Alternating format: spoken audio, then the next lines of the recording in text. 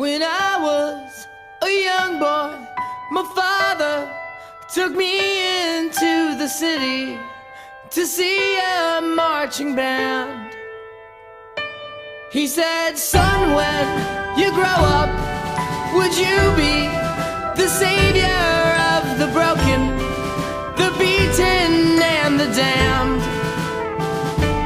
He said, "Will you defeat them, your demons and all the non-believers, the plans that they have made?